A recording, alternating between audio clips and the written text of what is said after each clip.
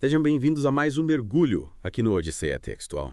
Hoje a gente vai se aventurar num universo onde a morte decide tirar umas férias. Nossa, que fera, velho! É isso mesmo que você ouviu. A gente vai explorar as intermitências da morte, do mestre José Saramago.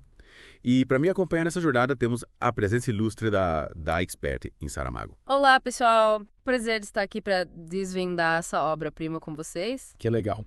As Intermitências da Morte é um daqueles livros, sabe, que te faz questionar tudo que você achava que sabia. É mesmo. Sobre a vida, a morte e tudo que tá no meio do caminho. Nossa, com certeza. E já de cara, a premissa é de explodir a cabeça. Num certo país, do nada, ninguém mais morre. Acabou. É como se a morte tivesse apertado o botão de pausa na foice, né? Exatamente. E o Saramago, com a genialidade dele, usa essa situação absurda pra cutucar a gente, sabe? Fazer a gente pensar em como a sociedade, a religião, a política, tudo se estrutura em torno da ideia da finitude. Imagina o caos que seria se, de repente, esse pilar fosse retirado, né? É, caos total. Imagina os hospitais lotados, as funerárias falindo, a economia entrando em colapso. É de arrepiar. Mas me diz, como é que a população reage a essa reviravolta? No começo, imagino que deve ser só alegria, né? Afinal, quem não quer viver para sempre? A princípio, rola uma euforia geral. Claro. Uma sensação de que a humanidade venceu a batalha final, né? Mas essa alegria, ela dura pouco, viu? Porque a ficha logo cai. A imortalidade, na prática, traz um monte de problema. É verdade. Pensa bem. Se ninguém morre, a superpopulação se torna uma ameaça real, os recursos se esgotam, o sistema de saúde entra em parafuso. Nossa, é verdade. É um efeito dominó que bagunça tudo. E a gente vê isso logo de cara no livro, né? Total. O primeiro-ministro fica completamente perdido sem saber como lidar com a situação. A igreja entra em crise existencial, porque se não tem morte, não tem ressurreição. E aí, como fica a fé? Exatamente. Saramago coloca o dedo na ferida, sabe? Mostrando como as instituições que sustentam a nossa sociedade são, no fundo, frágeis, dependentes da ideia da morte. Sem ela, tudo desmorona. E a própria população, que no começo celebrava a imortalidade, começa a sentir o peso da eternidade. As pessoas se veem presas em seus corpos, em suas dores, sem a possibilidade de descanso final. Nossa, e aí entra um dos pontos mais perturbadores do livro, né? Os doentes terminais. Se a morte não vem mais buscá-los, eles ficam presos num limbo de sofrimento sem fim. É de partir o coração. Totalmente. E aí que surge o turismo da morte. Pois é. Uma ideia macabra, mas que faz todo sentido nesse contexto. Famílias desesperadas começam a levar seus entes queridos para países vizinhos, onde a morte ainda opera normalmente. É como se a fronteira entre a vida e a morte se tornasse uma linha geográfica, sabe, a ser cruzada. É bizarro, né? E Saramago não perde a oportunidade de mostrar como a ganância humana se aproveita de qualquer situação, por mais trágica que seja. A máfia, claro, entra em cena, controlando esse turismo da morte, explorando a dor e o desespero das famílias. Pois é.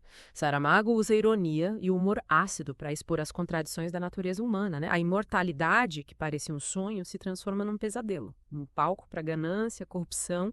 E no meio disso tudo, a gente se pega questionando. Será que a morte, apesar de tudo, não tem um papel fundamental na nossa existência? Sem dúvida. A morte, por mais assustadora que seja, nos impulsiona a viver, a dar valor ao tempo, a buscar significado em nossas ações. E Saramago, com essa premissa maluca da morte de férias, né, nos joga nesse turbilhão de reflexões. Com certeza. E o mais legal é que ele vai além dos aspectos sociais e políticos da questão. Através de diálogos entre personagens, tipo um aprendiz de filósofo e um espírito, você acredita? O espírito. É um espírito. Ele nos leva para o campo da filosofia, nos fazendo questionar a própria natureza da morte, o que acontece depois que a gente bate as botas, se que acontece alguma coisa. E a gente fica aqui roendo as unhas de curiosidade para saber o que mais o Saramago aprontou nessa história.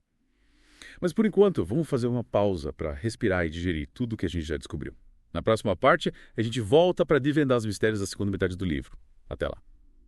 E aí, pessoal, de volta para a segunda parte do nosso mergulho em As Intermitências da Morte. Na última parte, a gente viu a morte dando um tempo, o mundo virando de cabeça para baixo e, no meio disso tudo, o turismo da morte, né? Pois é. Ficamos naquele suspense, imaginando o que mais o Saramago ia inventar para sacudir essa história. E pelo que eu me lembro, a morte acaba voltando, mas com uma condição, né, bem inusitada. Exatamente. A morte volta ao batente, mas decide, avisar as pessoas. Avisar, né? Da data da sua morte, com cartas personalizadas, imagina só. Recebeu uma carta com a data exata da sua partida. Nossa. Ia ter gente tendo ataque cardíaco antes da hora. Toro. Ia ser um caos. As pessoas iam ficar neuróticas contando os dias, horas, minutos. Mas, pensando bem, será que essa atitude da morte não é uma tentativa de entender melhor os humanos, sabe? Afinal, ela tira férias, volta com essa ideia das cartas. Parece que ela tá buscando um novo jeito de se relacionar com a gente. Faz sentido. Afinal, ela teve a chance de observar a vida humana de perto, né? Sentir as emoções, as contradições, a fragilidade da nossa existência. Essa experiência deve ter mexido com ela de alguma forma. Com certeza. E no meio desse turbilhão de emoções e reviravoltas, surge um personagem que, desafia a própria morte, o violoncelista. Ele recebe a carta com a data da sua morte, mas por algum motivo a morte não consegue levá-lo. Que besteira, hein? A carta volta para a morte por 3 vezes. É como se ele tivesse uma força, uma energia que a impede de cumprir a missão, sabe? E a morte intrigada resolve investigar. Ela não ia deixar barato. E é aí que a história toma um rumo completamente inesperado. A morte, movida pela curiosidade e talvez por um toque de frustração, decide se transformar numa mulher. Para se aproximar do violoncelista e desvendar o segredo da resistência dele. Nossa, essa transformação da morte é um dos pontos mais fascinantes do livro, né? Ela que a gente imagina como uma figura fria e implacável, se veste de carne e osso, experimenta as emoções, os prazeres, as dores. Pois é. É como se ela estivesse buscando entender a vida para, quem sabe, compreender melhor a própria morte. E essa aventura da morte no mundo dos humanos rende cenas hilárias. Imagina a morte tendo que lidar com a burocracia, com as relações, com as chateações do dia a dia. O Saramago descreve tudo com uma ironia, um humor inteligente, te faz rir e pensar ao mesmo tempo. É verdade. E a morte, em sua forma humana, acaba se deparando com a beleza, a arte, a força da vida que pulsa no violoncelista. É ela que deveria ser a personificação do fim, se vê tocada, comovida, questionando as próprias certezas. Exatamente. É incrível como o Saramago consegue transformar a morte num personagem tão complexo, né? Ela é inimiga, mas ao mesmo tempo se mostra vulnerável, curiosa, até fascinada pela vida que deveria ceifar. Sem dúvida. E essa humanização da morte nos leva a questionar a nossa própria relação com a finitude, né? Será que a morte é realmente esse bicho-papão? Ou será que é só uma parte natural da vida? Um processo que a gente precisa aprender a aceitar e, quem sabe, até celebrar. E aí, na sua opinião, o que a morte descobre? Ela encontra respostas. Boa pergunta. Bom, a morte não chega a nenhuma conclusão, sabe? Ela se aproxima do violoncelista, observa, tenta entender a força que o mantém vivo, mas no fim, volta para sua forma original, carregando mais dúvidas do que certezas. E o violoncelista? Ele fica sabendo que foi visitado pela morte disfarçada. Não, ele não tem ideia. Continua no mundo dele, da música. Yeah. Mas a gente percebe que, após essa visita, ele muda. A música dele fica mais intensa, mais profunda, como se ele tivesse tido um vislumbre do abismo e voltado com uma nova compreensão da vida. Interessante. É como se a morte, mesmo sem querer, tivesse despertado algo nele, né? O contato com a finitude, mesmo indireto, pode transformar, sabe? É um catalisador de mudanças, de autoconhecimento, de busca por significados. Sem dúvida. É nesse ponto que a gente encerra a segunda parte. A morte volta à sua forma original, mas carregando as marcas da experiência humana. O violoncelista segue a vida transformado pelo encontro com a morte. E a gente fica aqui ansioso para saber o que acontece nesse jogo, né? De gato e rato, entre a vida e a morte. Será que a morte desiste? Ou tá só esperando o momento certo para agir? A gente descobre, é a última parte da nossa odisseia textual. Fiquem ligados. E voltamos para a última parte do nosso mergulho em As Intermitências da Morte. A trama tá pegando fogo e ficamos naquele suspense. A morte, depois de experimentar a vida humana, volta para sua rotina, mas será que ela realmente voltou a ser a mesma entidade fria e implacável? Essa é a grande questão. A morte continua cumprindo seu dever, enviando suas cartas, escolhendo vidas. Mas a gente sente, sabe, que algo mudou nela. Ela tá mais reflexiva, hesitante, como se carregasse o peso da experiência humana. E o violoncelista? Continua imune. Ela desistiu de levá-lo. Aí que tá a genialidade do Saramago. A morte não desistiu, mas ela não age mais de forma impulsiva. Ela elabora um plano, sabe? Complexo, maquiavélico até, pra garantir que ele morra na hora certa, sem interferências. Maquiavélico. Que plano é esse? Explica. Ela decide, alterar a data de nascimento dele, nos registros oficiais. Ela manipula o tempo, o destino, pra ter certeza de que ele vai morrer na hora que ela determinou. Nossa, que sinistra. Ela tá brincando com o destino do cara. Mas me diz, essa mudança na data de nascimento garante que ela vai conseguir levá-lo? Essa é a grande incógnita. A morte acredita que sim, que manipulando o tempo ela controla a situação. Mas a gente sabe, a vida é imprevisível, né? Nem a morte tem poder absoluto sobre o destino.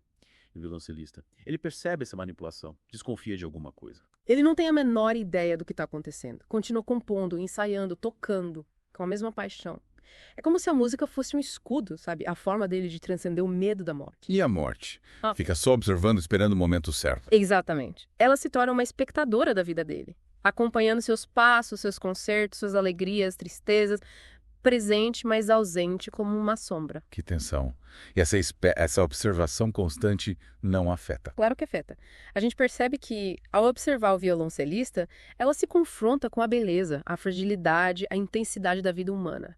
Ela, que deveria ser a personificação do fim, se vê tocada pela força vital que emana dele, pela paixão que ele coloca na arte. Então quer dizer que a morte, mesmo sendo a morte, não consegue ficar imune à beleza da vida. Exatamente. E essa é uma das grandes reflexões do Saramago. A morte, por mais poderosa, não é onipotente. Ela se depara com a força da vida, com a arte, com a música e reconhece a beleza, a importância. E aí, o que acontece no final?